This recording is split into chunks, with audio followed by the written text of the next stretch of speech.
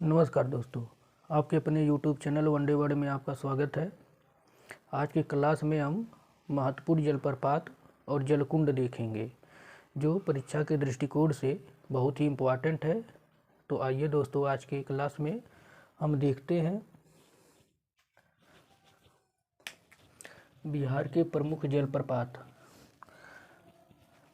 तलहार कुंड जो है वो कैमूर में है दोस्तों। करकट जलप्रपात, करकटगढ़ जलप्रपात चैनपुर, यह चैनपुर इसी पड़ता है करकटगढ़ में। ये करकटगढ़ या चैनपुर कहिए, ये कैमूर में पड़ता है। ये भी इम्पोर्टेंट है। ये दोनों कैमूर में है। तलहार कुंड और करकटगढ़ जलप्रपात ये कैमूर में है। ककोलत, ये वेरी इम्पोर्टेंट है। ककोलत जलप्रपात दोस्तों, ककोलत स्थान एक नवादा में पड़ता है। ये बिहार का सबसे ऊंचा जलप्रपात है। 150 से 160 फीट है। ये 80 मीटर ऊंचा है। तो ये प्रीवियस ईयर क्वेश्चन में इसको पूछ भी चुका है। तो आइए अगले पर, तुतला जलप्रपात सासाराम में है। मयहर कुंड सासाराम में है। धुआं कुंड सासाराम में है। ये 30 मीटर ऊंचा है।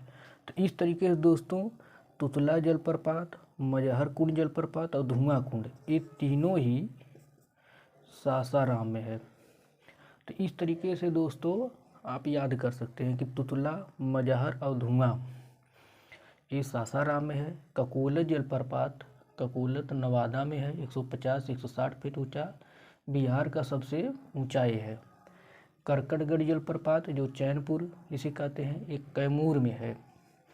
तलहार कुंड जो है एक कैमूर में भी है। ये 80 मीटर ऊंचा है। तो दोस्तों ये प्रमुख जलप्रपात हो गए। चूँकि प्रमुख जलप्रपात यही 6 थे, तो और जगह बची तो हमने यहाँ पर जलकुंड भी लिख दिए हैं। तो आइए जलकुंड देखते हैं, महत्वपूर्ण जलकुंड जो बिहार के हैं। ब्रह्मकुंड जो है दोस्तों राजगीर में है। ये इम्पोर्टेंट है। ये भी सबसे अधिक जो गर्म है वो ब्रह्मकुंड है। सप्तधारा या सतधरवा ये भी राजगीर में है। सूर्य कुंड ये भी राजगीर में है। मखदूम कुंड ये भी राजगीर में है। तो दोस्तों ये जो 4 ठो हैं ये राजगीर में, आप इनको मान लीजिए, इस तरह याद कर लीजिए। ऋषि कुंड मुंगेर में, सीता कुंड मुंगेर में, लक्ष्मण कुंड मुंगेर में और रामेश्वर कुंड ये भी मुंगेर में। तो दोस्तों जो इसको आप याद कर सकते हैं, तो इस तरह आप कर सकते हैं कि मान लीजिए एक ऋषि थे, उनके पास राम, लक्ष्मण और सीता एक ऋषि के पास गए। वो कहाँ गए? मुंगेर में गए। तो इस तरह आप याद कर सकते हैं दोस्तों। ऋषि कुंड, सीता कुंड, लक्ष्मण कुंड, रामेश्वर कुंड ये कहाँ है? मुंगेर में है। ब्रह्म कुंड और सप्तधारा और सूर्य कुंड ये राजगीर में है। मखदूम कुंड राजगीर में है। दोस्तों और जगह मिली तो नोट्स हमने कर करके यहाँ पर लिख दिया जो इम्पोर्टेंट फैक्ट्स है, कि इसको देख लीजिए।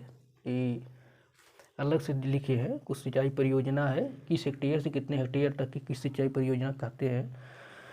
जो बृहद सिंचाई परियोजना दोस्तों होती है वो 10,000 हेक्टेयर क्षेत्र से अधिक कृषि योग्य क्षेत्रफल को हम बृहद सिंचाई परियोजना कहते हैं। मध्यम सिंचाई परियोजना 2,000 से 10,000 हेक्टेयर तक कृषि योग्य क्षेत्रफल को जो मध्यम सिंचाई परियोजना कहते हैं। लघु सिंचाई परियोजना 2,000 हेक्टेयर तक के कृषि योग्य क्षेत्रफल को कहते हैं। यही क्षेत्रफल है।